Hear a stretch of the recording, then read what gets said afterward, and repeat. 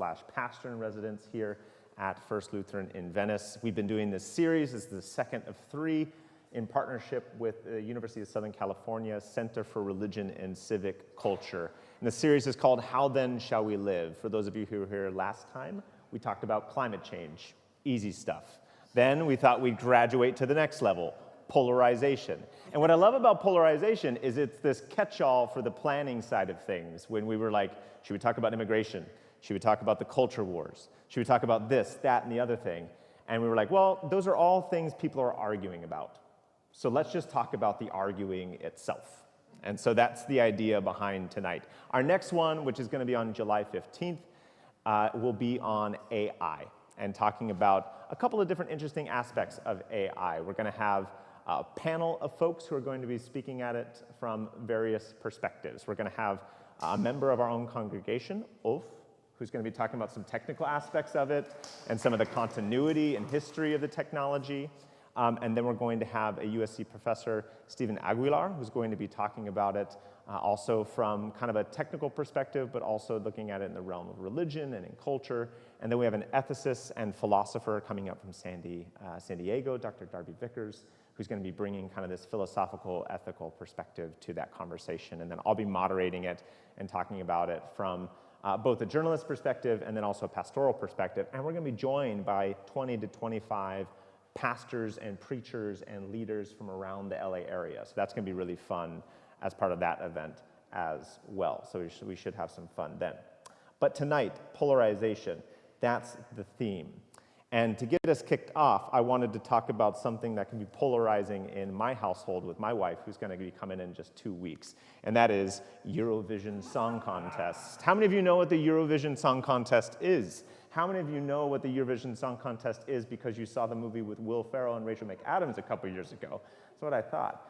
I've been a dedicated Eurovision Song Contest fan for the last, 15, 20 years. And for those of you who don't know what Eurovision is, this is giving you just a little bit of a taste. But Eurovision is an international song contest featuring predominantly acts representing the different countries of Europe and then some other invited countries that are part of that event. But what a contest Eurovision is. As you can see from the costumes of the performers, Eurovision is so much more than a music competition. It's a cultural event. And more than that, it's meant to be a peacekeeping force in Europe. These guys won just a few years ago, okay, from Finland.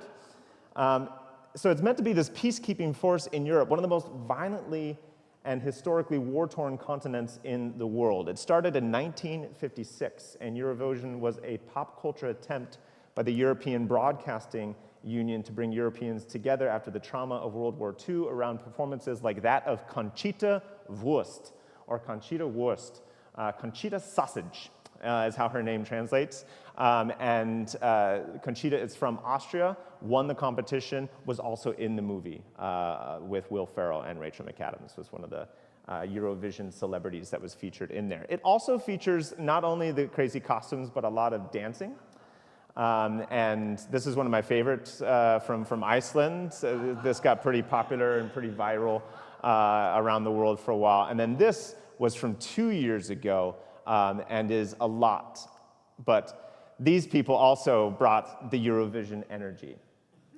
So you think it's just a lot of fun, it's just a lot of humor and wildness and celebration, and it kind of advertises itself around the idea of being, as this year's competition said, united by music. But from band entrants to citizens being interrogated by their secret police for voting for rival countries, Eurovision's history is littered with bizarre political feuds over the last almost 70 years. Conflicts between Armenia and Azerbaijan or Russia and Ukraine have sullied the competition or hung a specter over its celebration. And this year's event was actually overshadowed by protests surrounding Israel's inclusion in the competition amid and despite the ongoing war in Gaza. As one commenter on social media put it, at an event where we are meant to put aside our differences, no one, it seems, can even get along this year. You might know the feeling. If Eurovision can be seen as a small and somewhat madcap microcosm of the world, it raises the question that we're tasked with discussing tonight, and that is, how then shall we live when nobody gets along? And whether it's conflicts in European song contests, or raging wars in other countries, political divides closer to home, or arguments between family members and friends, tension is part and parcel to life in our modern world. So the idea behind tonight is to offer some perspectives on our current era of polarization, talking about how we got here. Then some postures to help us navigate its paradoxes or its tensions. And then some practices of peacemaking to try and craft a path forward, which is going to be the engagement and interactive part of the night. So I hope you're ready to chit-chat a little bit with one another. Maybe get in a fight. We'll see.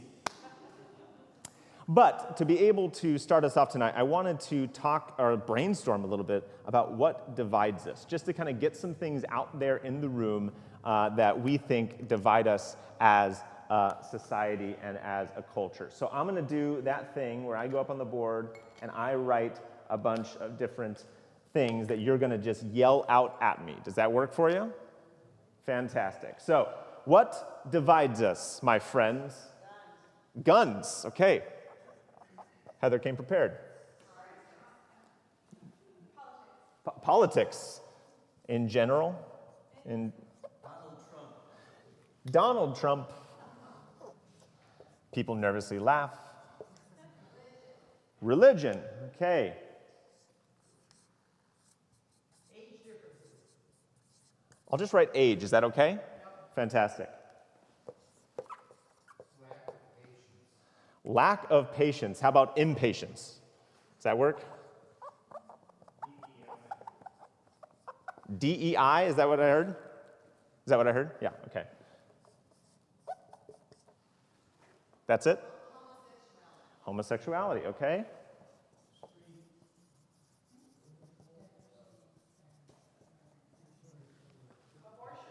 Abortion. Okay. Sin, okay. For some, what it is. Israel. Yeah, I'm going to stop using black here pretty soon, because I think it's dying. The economy, okay. Immigration. Street guides? Diets. Aha, yeah, that's a particular. Okay. Okay. Got a list going here, team. Anything else? Sports. You laugh.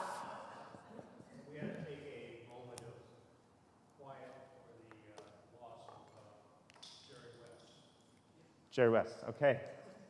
Yeah, well, I won't write Jerry West up, but yeah. Masks, as in mandates? Yeah. Masks. How about healthcare? Just in general, huh? Right? Oh, now we're rolling. Okay.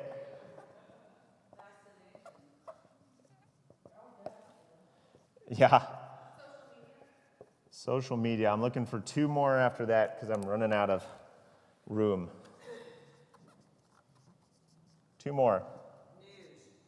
News, so just traditional media, that old thing. Okay, two more, or one more.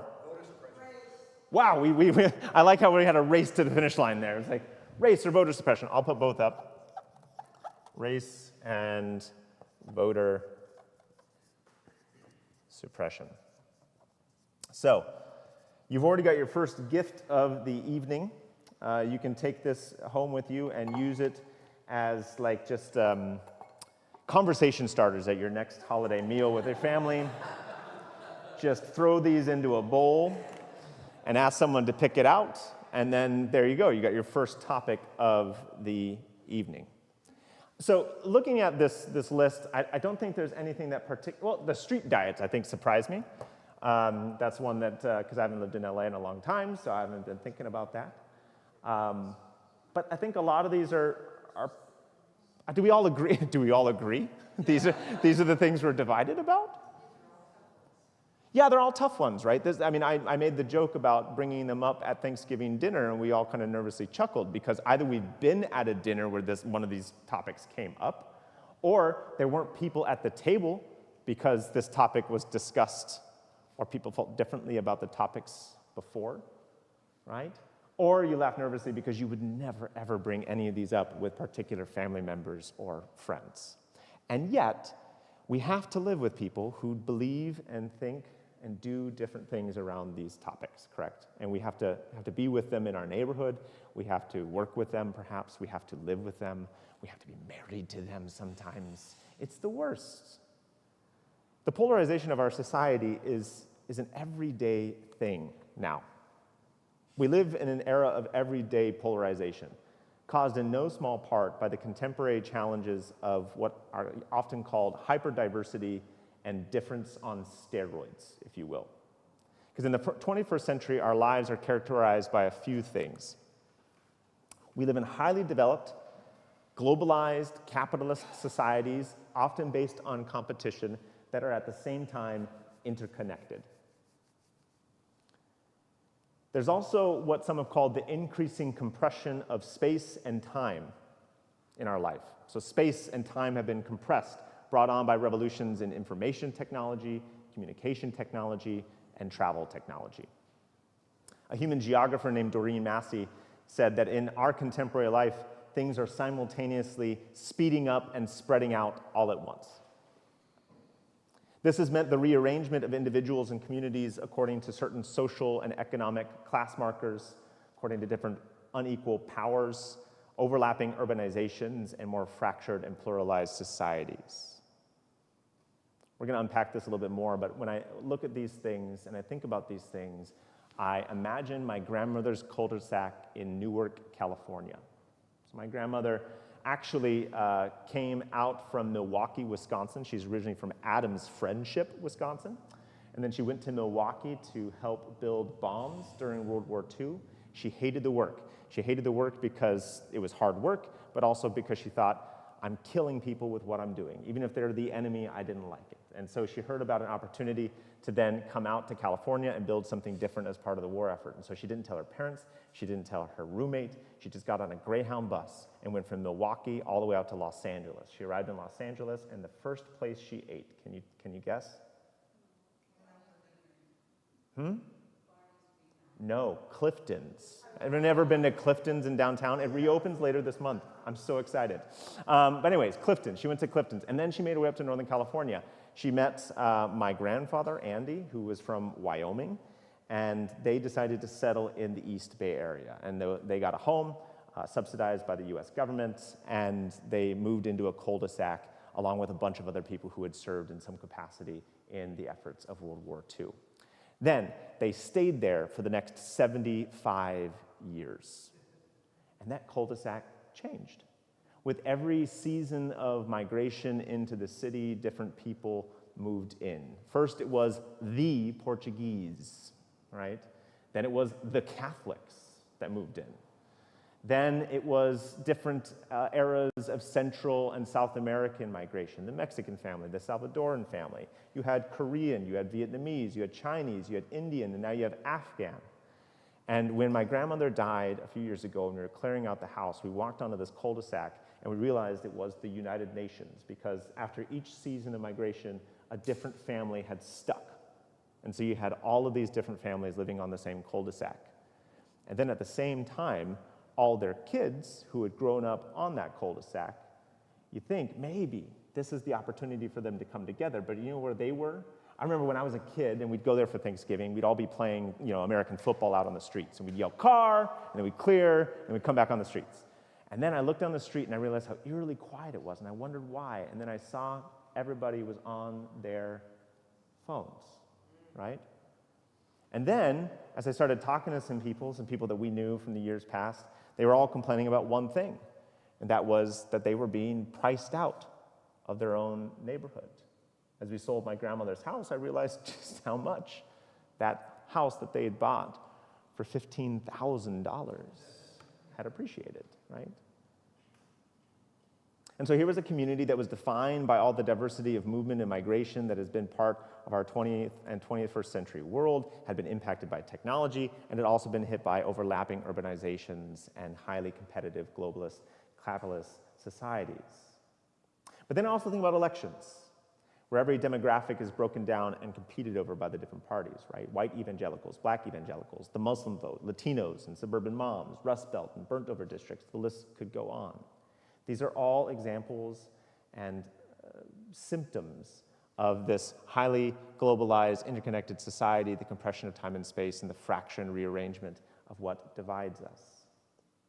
The difficulties associated with diversity and difference are manifold, but as a result of the compression of time and space, and the media and the money and the materials and the identities and ideas that flow across the world at imperceptible speeds and increasingly intersect with and influence one another, we live in a world where layers upon layers of people, cultures, histories, philosophies, religions, and bodies bump up against each other all the time, sometimes fusing together to create new coalitions or combinations, but often competing for social, cultural, political, and economic capital. In other words, in our world, you cannot escape the other. The person, the place, the idea, or thing that you imagine as different than you, and by extension, somewhat undesirable or deplorable. Now, whoever they are, now I want you to get they in your mind right now. Who is the they that you have in your life? Because we all have a they. We all have somebody we really don't like, someone that we deeply disagree with, someone that we'd rather not talk to, rather not even see. Maybe we've unfriended them, we've deleted them from our phone. We no longer talk to them. If we see them in the grocery store, we go down another aisle, or maybe we go to a completely different grocery store. Maybe we even moved out of the neighborhood, or hoped that they would. Whoever they are around us. They're on our television screens, our social media feeds, in our email inboxes. They're sitting next to us on the airplane. They're detained at the border. They're working in our fields. They're handing us our paychecks. They're serving us our meals. They're moving in next door. They're occupying our media screens, or they're entering our worship spaces. And we rather they didn't. Sociologist Peter Berger said that modernity, this time that we live in, this era that we live in, is not necessarily secularizing, making it kind of a common playing field for all different types of opinions and perspectives. It's necessarily pluralizing. And what he meant by this is modernity is characterized by an increasing plurality within the same society of different beliefs and different values and worldviews. And it poses a challenge to us all, because every tradition, every perspective must cope with the fact that there are all these others, not just in some faraway place, some faraway country, but right next door. This has led to almost constant contact with the other, the different, the foreign, what sociologist Ulrich Beck called banal cosmopolitanism. Now, I chose this word as part of my PhD dissertation. It was a horrible choice because I misspelled cosmopolitanism so many times when I typed it, and strangely, autocorrect doesn't know the word, right? But here you go. This is your $10 word for the evening, making it worth the price of coming out. As a result of this banal cosmopolitanism, Ulrich Beck says, our ideas about being, who we are, and belonging, who is us, or what a place or who our people should or could be, is constantly under threat and in flux. It's the experience of that time and space compression, that global culture, and the siloization of our lives in everyday form. So we're increasingly uncomfortable everywhere we go, and out of place in places that feel like are, or we assume should be, home. Now, this situation is irreducibly messy, complex, and can defy attempts to categorize or to define. But I find the work of Francisco Donoso illustrates this point and its relevance to the American scene quite nicely. Francisco Donoso's pieces, with names like Entre tú y yo, or Between You and Me, Celestial Hood, and Origins, explore what he calls the migrant experience through patterns and form that evoke networks of movement. I don't know if you can see that in this piece here. This movement across, through, and in various landscapes, both urban and rural. His images confront the viewer with tangled webs of interconnecting lines, splotches of mixed pigment, overlapping smears, interposed with gaps and shadows, and also, if you can see it, he has introduced a motif of the chain link fence in there as well. This Gordian visual representation is meant to reflect his experience as a migrant moving from Ecuador to the United States, wherein he found it impossible to stabilize himself within one cultural identity. But he realized that his life also applied to most of our lives in this era of banal cosmopolitanism, where he said the question of what it means to belong to a particular society emerges from the formation of these ambivalent spaces, these overlapping lines, these splotches of identities that overlap and compete with one another. Speaking with him last week, he said his art and comments aesthetically evoke the process of identification in a cosmopolitan age. And he says, with all of this going on, we can't help but be polarized. Polarized around all kinds of religious, political, cultural, economic, gendered, sexual, and personal experiences, backgrounds, languages, practices, expectations, and so on. And then, if it weren't enough, all of that's been going on for decades. And at a time when we could have come together despite our differences to confront a common enemy, the COVID-19 pandemic seemed to only deepen these divisions and curdle these tensions. This helps in part explain why our societies, communities, and polities feel more divergent and polarized than ever before. Polarization has always existed, but in an age of hyperdiversity and magnified difference and individualization on technological steroids, it's easier than ever for what's different entre tú y yo, between you and me, our varying appearances, our beliefs, and our practices, to cause misunderstandings and ruin relationships. We ask ourselves, why do they do that? How can they believe that? I just don't understand. And the realities and resources of our time, our educational institutions, our information sources, our media, our political parties, our friend groups, or faith communities do not equip us well to be able to appreciate or empathize with what they believe or what they do. Take a moment. This has led many of us to seek purer and purer silos. Now, siloization is the next multisyllabic word we're going to go for tonight. Banal siloization, another word you should not choose for your dissertation. Siloization as a sociological phenomenon is the process of isolating a group apart from others, especially in ways that hinder communication and cooperation. Human beings are by nature social animals. We gather together in spaces on like a Wednesday night to talk about tough things. We're really silly about that. But socialization has its limits, or at least we've always placed limits on our social circles. We've set up hard and soft limits between us and them, between the inner and the outer circles. We've done this at various times and places throughout human history, and we've found it beneficial to silo off, to share resources with a certain group and not with the others, to create separation between us and them so that we might survive. There have been instances of voluntary siloization, perhaps where two clans decide within a tribe to separate in order to better share resources. But there's also been involuntary siloization across time, such as with the ghettoization of Jews across Europe, or segregated societies like the Jim Crow South or apartheid South Africa. But today, various researchers have found that contemporary technology is enhancing this age-old habit of creating a common denomination of dividing us into smaller and smaller silos. For example, technological algorithms show us what we want to see, only the stories we are likely to read, and the content that we are prone to like. And so around those stories, it creates a system where we only see the people who like the same things we like, are interested in the same things we're interested in. So if we live in an era of banal cosmopolitanism, we also live in an era of banal siloization, everyday siloization. And this means that each one of us seems to want more content and less interaction. Social media platforms like Facebook and Twitter, TikTok and Instagram, our emails or our churches, whatever it might be, are less and less built on platforms of two-way communication and more likely to be based on one-way communication.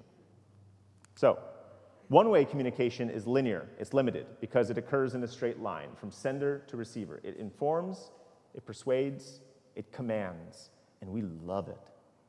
We love being told how to think, what to do, who to hang out with. Two-way communication is harder.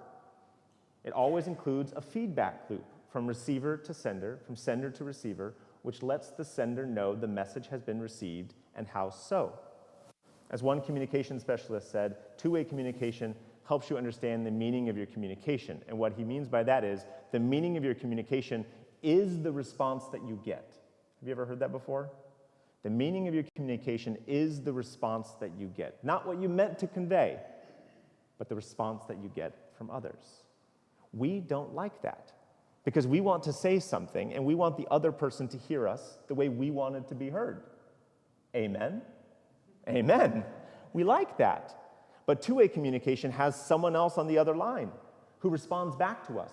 Maybe didn't understand us, maybe didn't repeat what we said the way we wanted it to be heard, or perhaps disagrees. And so we opt for one-way communication that informs us, persuades us, and commands us, and then we find other people who are receiving the same one-way communication.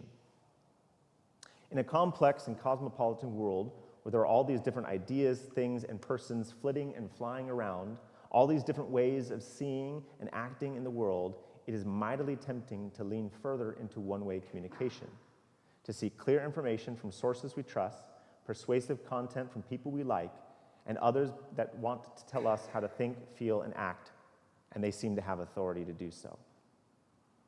But tonight, I'd like to invite us to take the other path, the path of paradox. Being dragged in two different directions creates tension and stress. And yet, highly counterintuitive research suggests that inter- and intrapersonal, so within ourselves and between them and us, these types of personal conflicts can work in our favor. Over a series of studies, psychologists and organizational scientists have found that people who learn to embrace rather than reject opposing demands placed upon them show greater creativity, flexibility, and productivity. This is what they call the promise of paradox. The dual constraints actually enhance their lives and performance, if you want to be capitalist about it. And these researchers call that the paradox mindset. And there has perhaps been never a better time to start cultivating it.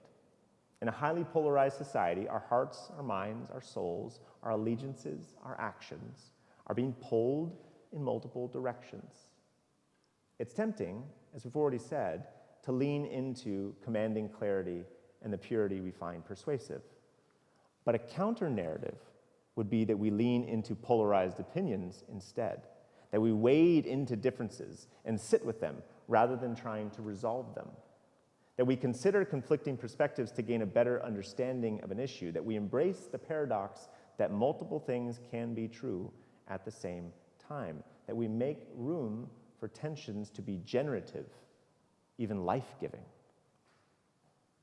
An example from my own Christian tradition comes from the book of Hebrews, chapter 10, where the author writes to a community that they should consider how to stir up one another to love and good deeds.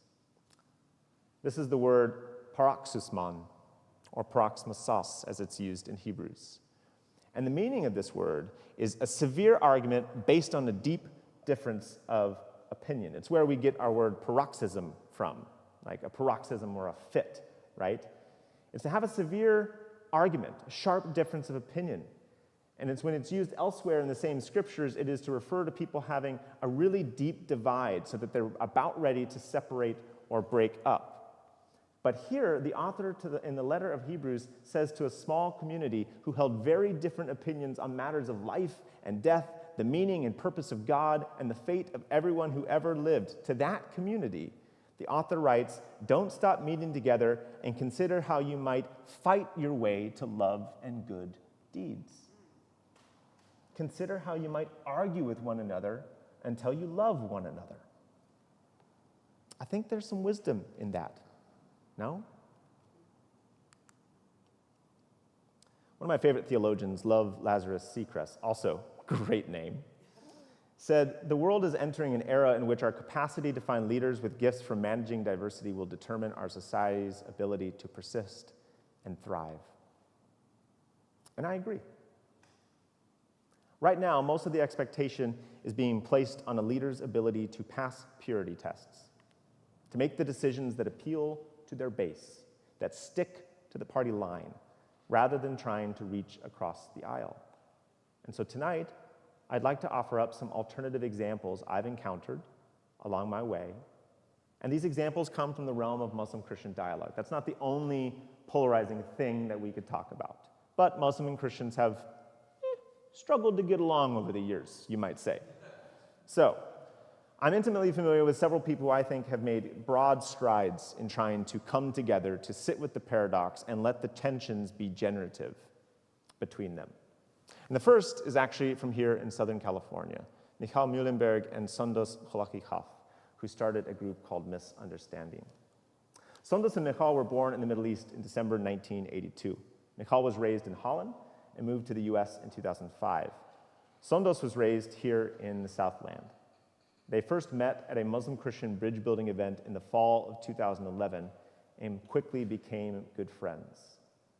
They developed that friendship over 4 years, and after seeing an increase in violence committed by individuals claiming to be Muslim and Christian, they decided to act on an idea that had been brewing in their minds for some time, creating a space where they could share their friendship with the world. And so on Martin Luther King Jr. Day in 2015, they launched their website called Misunderstanding. Adorable. And they wrote stories about their expressions of service and love to God with each other every week. Now, after launching the site, people from around the world began asking them, how and where do I meet a Muslim? How and where do I find a willing Christian friend? What a testament to our societies. To answer that need, they launched their Two Faiths, One Friendship initiative in January 2015. And these were mixers, social events, open to the public and free, where people could attend to connect with people across difference. They like to joke that it was like speed dating, but for a friend. In the first year, they hosted 4 friendship mixers that attracted over 100 Muslims and 100 Christians at every event here in the LA area. For those Muslims and Christians who attended the mixer and wanted to take the next step in peace building between these two religions to find more friendships, they offered a 4-part training program where they discussed the yes but stuff, as they called it, the issues on both sides of the spectrum that divided opinion, that maybe weren't comfortable to talk about when you were speed dating your way to a friendship. They ended up reaching over 8,000 people worldwide and introduced 350 Muslims and Christians to each other through local events in just the first year. These were the friendships that stuck afterwards. Another pair is Saeed and Lodi. Saeed and Lodi. One is a Dutch rabbi, the other is a Moroccan boxer. Both are walking down the streets of Amsterdam. It sounds like the setup for a joke, but this is Rabbi Lodi B. van de Kamp and Saeed Ben Salem, and it's the basis for their very powerful peacemaking friendship.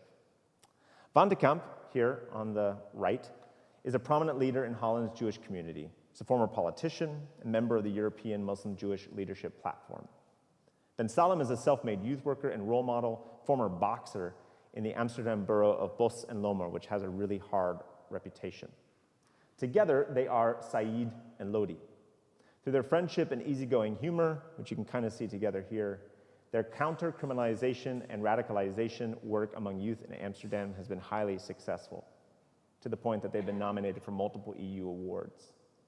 In a society caught between anti-Semitism, Islamophobia, and the fragility of multicultural tolerance, their method is a compelling example of the potential of what people of different convictions can mean to one another and accomplish together through dialogue and common action.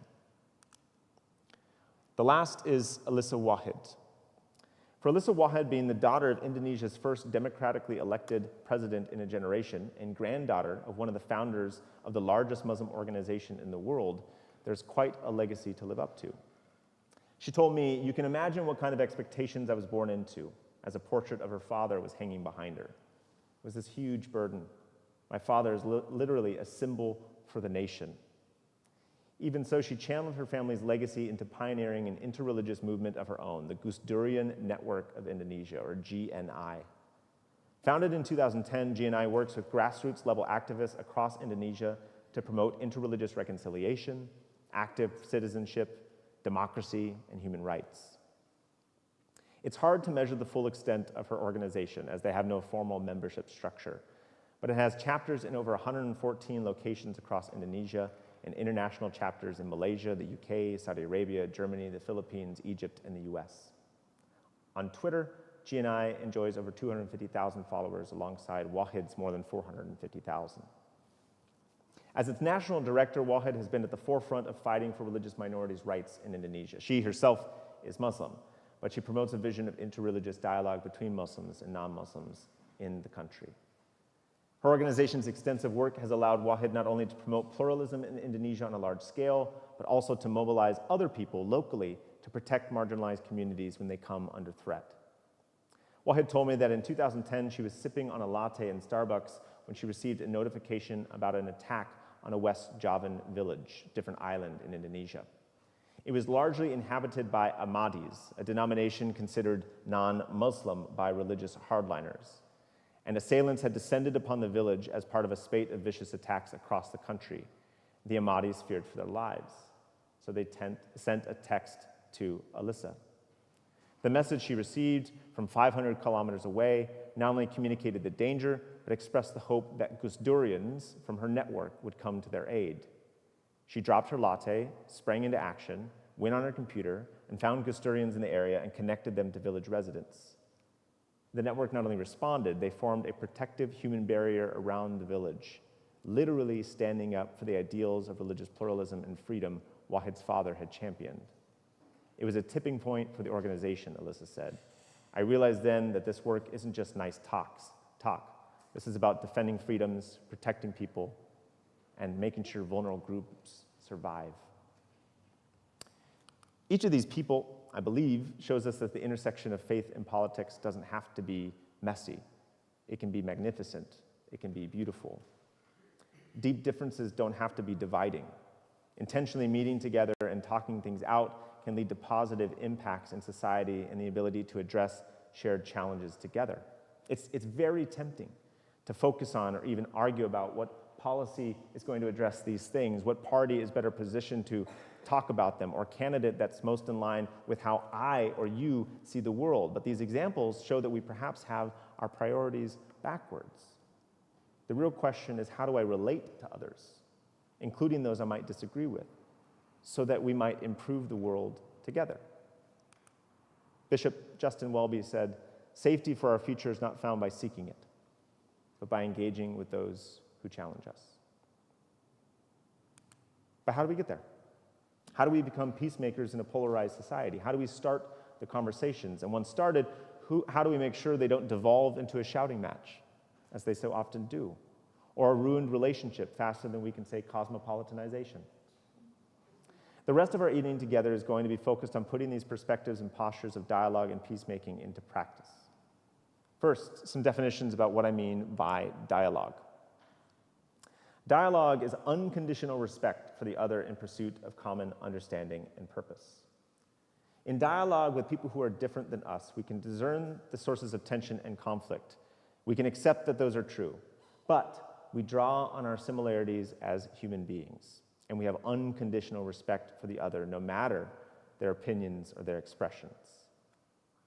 Dialogue in general is also a process that involves mutual consultation in pursuit of common understanding through active and compassionate listening. We want to get to a place where we understand the other person better, and the other person has to agree.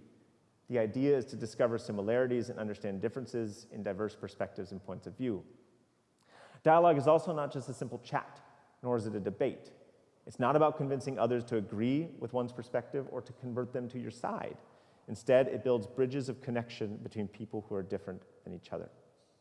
The aim of dialogue is to overcome misunderstandings and dispel stereotypes in order to promote mutual understanding and work toward a common goal. Dialogue is also about developing mutual respect in order to build sustainable relationships. Now, you might say, Ken, I thought we were supposed to start with unconditional respect. But dialogue returns to respect to say, we know that we may start with that as an ideal, but the reality can be hard. So hopefully by the end of the conversation, you respect this person more. So if those are principles of dialogue, what are the 10 practices of dialogue that we're going to try and put into reality a little bit tonight? First, establish a safe space. This means that you are saying this is a place where we both respect one another. And we move to step 2, which is we agree that the main purpose of dialogue is learning. We're not here to convince the other. We're not here to convert the other. We're not here to undermine the other. We're also not here just to have a chat. We're here to have an opportunity for increased understanding and respect. We also want to use appropriate communication skills. If you were here last time, we talked about some ground rules that can be established as well. So when we have communication and ground rules for that communication in place, we can better talk with one another. Things like listening attentively and being curious, allowing everyone the opportunity to share, discussing ideas, not people, assuming the best intentions, asking more questions, making less comments, avoiding side conversations or side comments, and then closing the dialogue, which is another way to say, shut up when appropriate. Other practices of dialogue include taking risks, articulate your feelings, and confront perceptions with honesty. Don't hide something in a dialogue. Share what you really think, who you really are, how you actually look at the world. The worst dialogues are ones where people come in and they just look for some type of kumbaya feeling. They just want to maintain the relationship. But the sad truth is if you're not sharing who you are, what kind of relationship is it? But place the people first. Place the relationships first. Share who you are. Take risks to be vulnerable. But again, focus on the person, not the ideas, not the concepts. Then the last few are to gradually address difficult questions and gradually establish distance from them. So, gradually address difficult questions. Don't start with the toughest stuff first. Build up to it. And then gradually establish distance from them. That means don't end on the most difficult topic. Talk about some easier things on the end. But don't try to skirt around the tough stuff and the difficult issues. The last two are expect to be transformed and to bring transformation to others. So what I'd like you to do is group up into, let's do groups of 5. And if it's not 5, it can be 4, it can be 6. Does that sound good? 5, I want it to be uneven if it can be. So group up, and then I'll kind of give you some things to talk about and some ideas to work with. So find your groups first.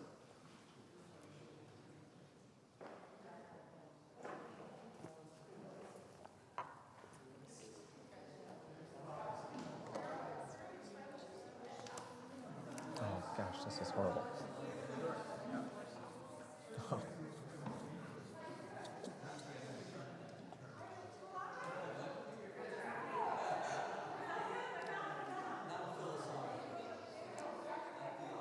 Giovanni and Rachel are bringing around some papers, and some pens or pencils should be in the back of your pew in case you want to take notes or you want to write things down during this.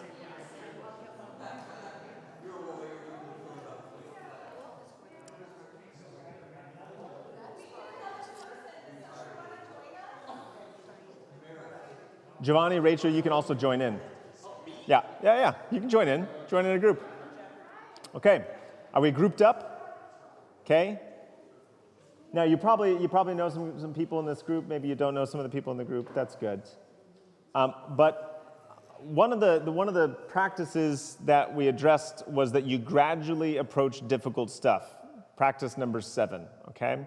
And so in that spirit, we're going to start with some easy stuff as we try to establish a safe space, as we focus on learning, and as we look for, establishing communication and some ground rules. Now, I've already kind of said this is a safe space. We're looking for a safe space, that we're focusing on learning, that we're going to use our communication skills that I mentioned earlier, and that we got those ground rules in place. And so what I want you to focus on is instead taking risks to share your kind of actual thoughts on this, okay?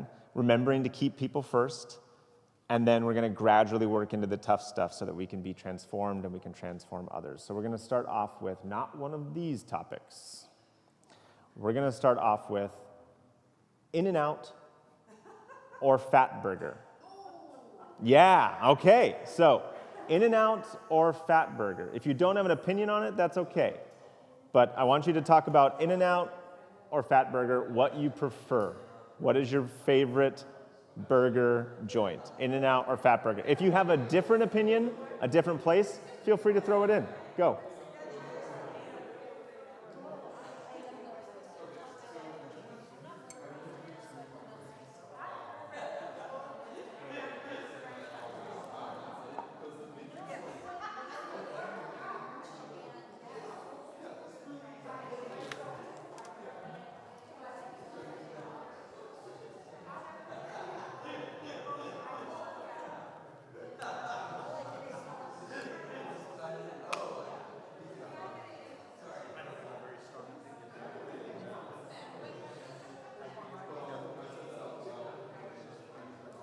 Close that conversation, close that dialogue for a second. I saw somebody pull out a Bible as part of this, so I want to hear more about that in a second. Another conversation started turning towards what about plant-based alternatives rather than talking about meat burgers, right? So already there's been some other things introduced in, but imagine that. You started the conversation simply around who prefers In-N-Out versus Fat Burger. Maybe you introduced some other crazy things in there like Steak and Shake, worthless.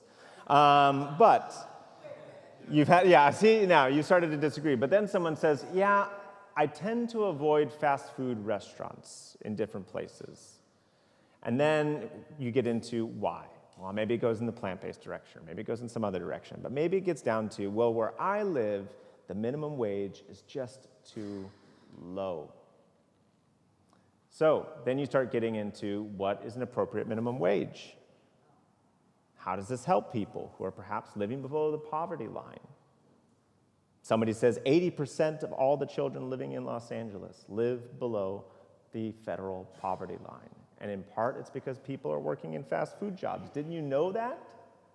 And then somebody says, well, I was supporting Andrew Yang as a political candidate, as a presidential candidate.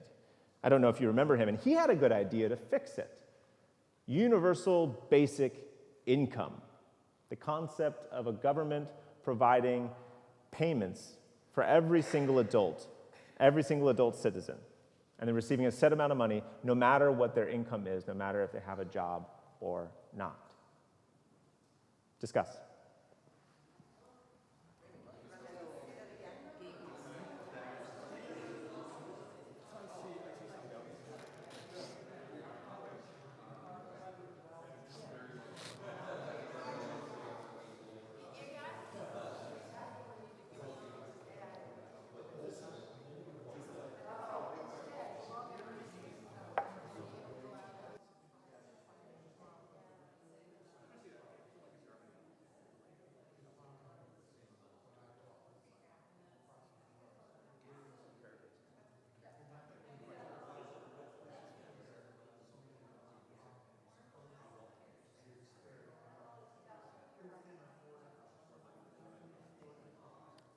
Okay, close the dialogue. Close the dialogue.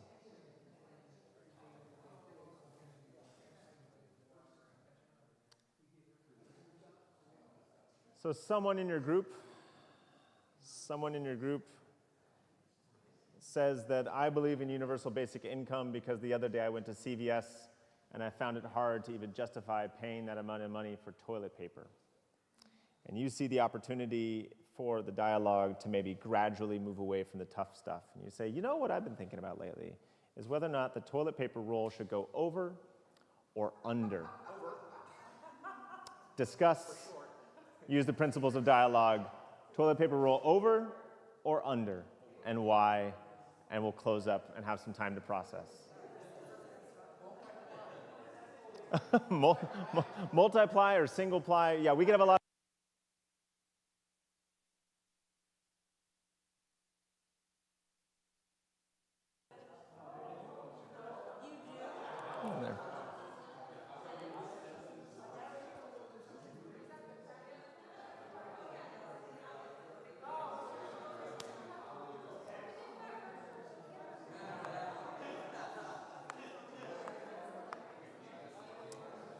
Okay, close the dialogue, and if you'd like to re-situate, or if y'all want to come back forward again, you're welcome to get into your seats.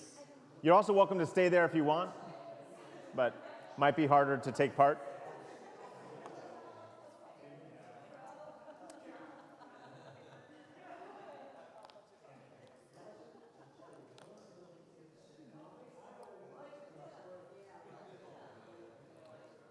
Okay, so Giovanni and Rachel, you've got microphones. This will be when you're ready to rock. Yeah. So, oh, we've got microphones here. Sorry, I could have handed them to you. Yeah. Okay.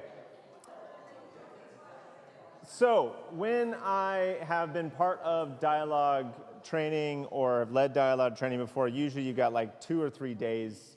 You got people of very differing opinions, and then you constantly hit very difficult issues, and you give people like an hour to discuss these things. Obviously, we've not done that tonight. You've maybe just tried a few things on for size. But first, did you notice a switch from the In-N-Out Fatburger conversation to the universal basic income question in yourself or in the dynamics of your group? Anything that you noticed when you made that switch from one topic to perhaps a more divisive or difficult topic, which still wasn't the most divisive maybe, but anything? Well, the discussion got a little more serious. Yeah, we'll bring a mic over to you, that way you can, yeah. The discussion got a little more serious. Yeah, in what way? In, Although we didn't really know exactly what it was. I mean, we knew conceptually, and we remember from Andrew Yang, but we were also trying to figure out how it all worked. yeah, okay. Did we learn anything through that process? Did anybody learn anything about it, or do you have another comment on the process of changing? Yeah. I was going to say in our group, I think that we were all very comfortable sharing our opinion very loudly, at least for me, and quickly on Fatburger. But then when it came to this second conversation, I think you shared very quickly, and then the rest of us were like, let's listen, and then let's share. Yeah. Okay, yeah. Any other reflections on the change in it, or if we, Boring to at least somewhat interesting. So I saw it as a very positive. okay. I Yeah. saw this as a positive thing. So the Fatburger In-N-Out was just really too low level.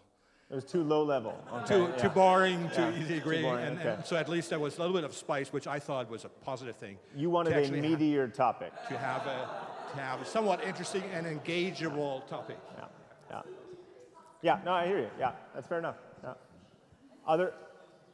Other thoughts? Raise your hands so our microphone people can get to each other, just so everyone can hear. That's the idea. Any other thoughts on the topics? Was it helpful to go to the toilet paper conversation after the universal basic income? Did you feel anything there? Yeah, Giovanni, would you share a little bit about that, the yeah you just gave me? Yeah, sorry, yeah. Here, I'm coming. Being an expert on toilet paper, I came into my own in the final. No, I mean it's just like we were trying to do something with this universal basic income, and it was tough. So we said, "Thank you, Jesus, that we're on something funny." So, I mean, I know. I mean, but we did get a little heat there about toilet paper, I must say. Yeah. So it wasn't entirely frivolous, but it was lighter than universal basic income. Okay, yeah.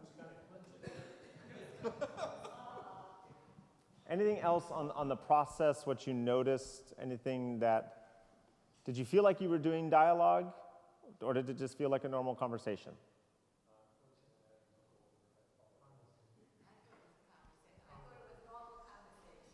Okay,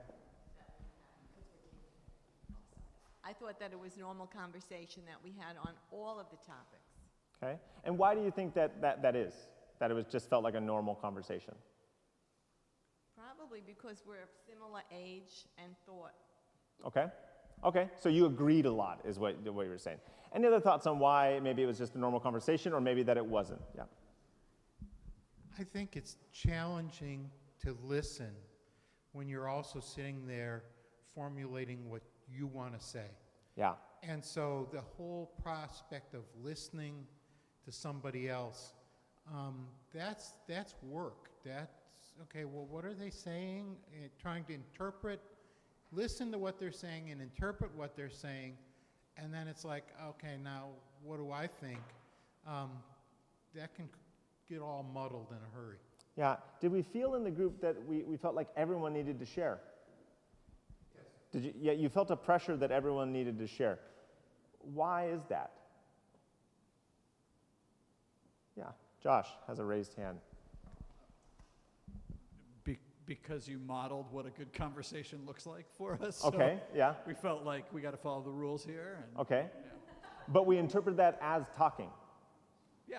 Yeah. Yeah, yeah. I think that's interesting because what you shared, Jim, is that like we could listen, we could make the choice to listen, and yet we made the choice to talk. I've done this in other multicultural settings, and other people, their first inclination is, I will do a lot of listening in order to put this into practice because you have modeled for us what good conversations are, right? And they focus more on the, I am here to be transformed, I am here to listen, I am here to learn. Whereas I think in more US settings, the tendency is for everyone needs to share, which is really interesting. And it's not bad. It's just our inclination is everyone needs to share. Whereas perhaps other people, the inclination is everyone needs to listen. Did other people find it difficult to listen? Like, not just difficult to listen to what people were sharing, but difficult to listen and not already be trying to formulate your next opinion. Anybody else experience that? Or your response? You're unique, yes, you are a beautiful and unique special snowflake, yeah. But did anybody else notice that? Yeah.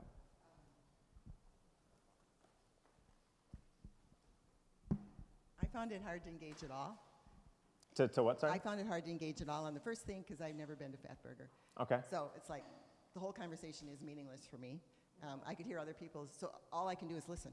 Okay. All right, because I have nothing to say. The Yeah. second thing, I don't understand, and I don't know what Andrew Yang's idea of universal income is. So again, I have nothing to say, except maybe to ask, does anybody else really understand it very well? And does anyone else really understand it, and can they explain it? Okay. Not just the general idea that, what it's supposed to do, but, anything about it. So again, I have nothing to say. So I don't know if that's just the particular topics. But on the toilet paper, you got more engaged, apparently. Then I kind But- of, I was kind of Alf's opinion. I said nothing. Okay, okay. Okay, so I think it depends on the Yeah, on so it the depends toilet on the paper? topic. On the toilet paper? Oh. Income. Anyway. No, I wasn't. But I will reiterate what you were saying about the cultures, because having taught students from many different countries, American students are more likely to participate in class than students from other, like international students from other cultures. So there's definitely a cultural aspect of expectation on how much people share and whether they should listen first or talk first. Yeah. So. A lot there. Yeah. But it is interesting. You just said, I didn't have a strong opinion, and so it was meaningless. Right, and I'm not trying to harp on that, but that is interesting how, again, if we feel like we can't contribute to the conversation, to the dialogue for us is less meaning, right? That we are forced to listen. But how many times when you're with people in a social setting, a work setting, whatever type of setting it might be, and a topic comes up that you're not interested in, but other people are? How do you engage? You walk away, right? You walk away, you get on your phone, right? You maybe float over to some other group, right? You disengage, and you miss out perhaps on an opportunity to do what Paula seems to have done, which is ask questions and seek to learn, right? Which is also part of dialogue. Yeah, Paula, you want to I come wouldn't back on say this? so much disinterested. It's just because I might have been really interested, but I was unable to. I guess I didn't have the background or whatever to.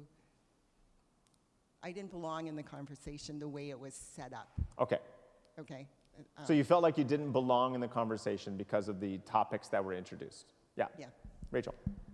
I just find this really interesting because I do think that asking questions is part of the conversation, and being on the receiving end of answers is also part of the conversation. Yeah. So it But feels it's hard as for us though- to see that, I think. I think it is hard for us, particularly in the United States and other cultures as well, to think that if I don't have an opinion on this, if I'm not really engaged with it, that someone's brought this up and I'm not that interested in it, that I therefore have no part in it, right?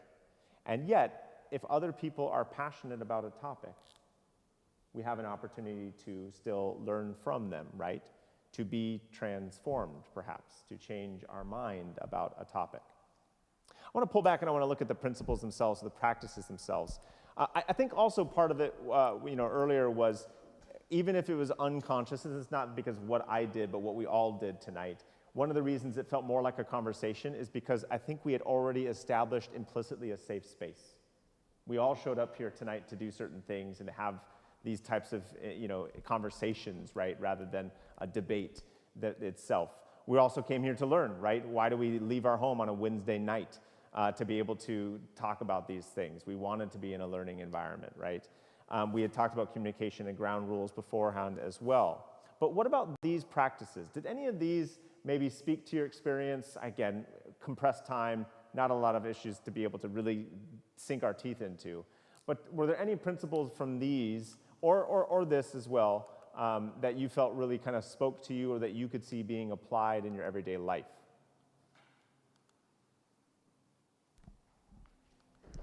Paula again. Sorry. Yeah, no, don't apologize. So I got the idea that you started with, maybe this was your last thing. You start with something that's less threatening, less difficult, and then you go to the difficult and you try to end with something less threatening. So the idea is that you maintain the relationship. But this was easy here because you just told us to change topics. Yeah. So I want to know, if I'm in a conversation with somebody, how do I do that? Yeah, it's good, right? How do you do that in an actual conversation? Heather, oh, we got someone else first. Yeah. Oh, Lori?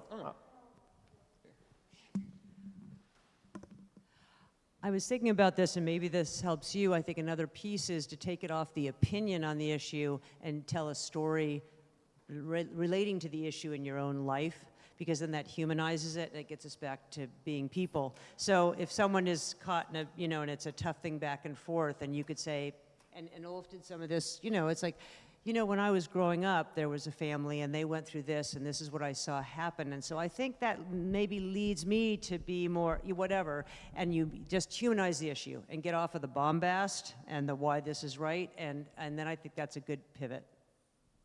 Yeah. And Lori? What was I going to say? I don't remember. I think it was just that starting with like a lower risk topic just helped sort of get that cohesion going in terms of creating that environment to share. And then also just not having an expectation of expertise, or really, none of us knew the universal basics, so we just kind of moved off and, we were just, what our thoughts were about other things that sort of that we knew. And it just, I don't know, it was a beneficial discussion, right? But it wasn't like, okay, we really took risks, and we really, it just wasn't the forum, right? Yeah. So, but we see the kind of like creating the groundwork there. It takes a little, you can't just kind of dive into that. You have to have that listening space. So you helped us create that. Okay. Josh has got here, her first, yeah. I'll tell a little anecdote where I've actually done this without realizing it. I have a brother whose political views are very different from mine. And for a long time, we would kind of just spar with each other, and it was always difficult, and we loved each other, but we just couldn't agree. And then, I don't know which one of us started, but we kind of started to look for commonalities in what we were saying. I just pick some little thing and say, yeah, traffic really is bad, or yeah, I wish that we had more effective policing, or something like that. And he kind of responded back to me, and we were able to lower that temperature a great deal. And we still don't agree on a lot of stuff, but it's much calmer between us now. Yeah. And we don't feel constantly like we have to prove to each other that we're right. We can just find other things to talk about, or just find ways that we can agree. So, and that's been very, very helpful for us just as siblings. Yeah, that's excellent. Thank you for sharing that. Josh, one comment, then I'll pull I feel like I learned a great lesson about how to not de-escalate a conversation, because we had a great conversation about basic income, and then toilet paper was winding us down, and then with 2 minutes left, I threw out, hey, has anybody ever used a bidet? And that's maybe not a way to get out of a conversation. Yeah, so. Okay, yeah, a little messy. Risk. Number 5, taking risks. Take a risk, yeah, that's right. I think these reflections and these questions have already brought up some really interesting things in terms of, I don't think they're so small, like again, about the value we place on a conversation based on our knowledge or our engagement or our excitement about it, and how listening can also be part of dialogue, right, in learning. But I also think this idea that, that we tell stories, right, to better engage the topic, I think is really valuable. That we personalize it and we share that. That's a way to take a risk, right? But when you apply it to real life as well, and you look at, say, arguments with a loved one about a political topic, right? There's two paths people usually take, either full bore into it, right? Or walk away, as you said earlier, right? Just walk away. And yet, could you see perhaps how this model of, I want to actually talk to this person about this because I love them and I want a relationship with them. So I'll start with a softball. Maybe not In-N-Out Fatburger, but some other kind of softball thing where, it's not high stakes. It's very easy, right? We can get into it. And then somehow it does, because it always does, right? It always does get into something deeper. Now, that's where a lot of these other principles of dialogue are going to come in. But I think that gradually then walking away from the tough topic, because how many times have we left the conversation at the difficult thing, right? How many times have we just walked away or just said, let's stop talking about it? If we place the relationship first, we say, let's keep talking, but maybe about something else. Let's pivot to another topic, right? And perhaps it's something we're both disinterested in, or as you said, Lori, that I'm not an expert in. Here's a great learning from most dialogue practices that I've been part of. We're not experts in anything, my friends. I chose universal basic income because I assume most of you probably weren't talking about it every day at home, that you probably didn't feel like you were well-versed in what it was, that you probably had a lot of questions about it. I don't really know all that much about universal basic income. But here's the deal. None of us know how to fix all these problems that divide us. We all have an opportunity to learn from others who might have a different story to share, a different perspective to add, a different experience with it, or a different opinion about it. None of us knows everything on these topics. We've only got a few more minutes left, and I wanted to spend some time processing some of these different things. I hope you can see how these dialogue practices can maybe translate a little bit into real life. But I also want to allow just a couple minutes to talk about anything else from the night, as we were talking about the promise and the path of paradox, or how we've got to this state of polarization. If anybody had a pressing question they wanted to address on those things. And I'll stick around afterwards if anybody's got some other questions about that or dialogue practices. Yes, Giovanni, will you get the mic over? Dialogue assumes that two people are talking. Yeah. More and more of our society finds that nobody is talking to anybody. Mm-hmm. COVID separated us for 2.5 years. Yeah. And there was a comment made about somebody who was trying to start a church in England. I forget the gentleman's name at this point in time. And in the course of which he said, well, I'll just walk down the street and talk to people. People no longer walk down the street. I used to take the bus to work. I met people on the bus who sat with me on a regular basis. People have no contact with each other. Even coming to church, we have 10 minutes of social, and then we split. Nobody is having contact with anybody else over a substantial period of time. Yeah. You know, it's more of the bowling alone that's been amplified. Yeah, this is a reference, Bowling Alone, just I want to pause there, is a reference to a sociological text by David Putnam, and did he have a co-author? I can't remember, but it's about that we used to always get together, the basic premise is we always used to get together in bowling leagues, but then the bowling leagues died, and now we're all bowling alone. And speaking to this point of how we are siloed, right, not only according to our opinions, but even from interacting with one another. And so perhaps I think what you're onto here is that in an era and in a society that is polarized, one of the first things that we can do that's pretty revolutionary is try to meet people, right? This is part of what Michal and Sondas were doing.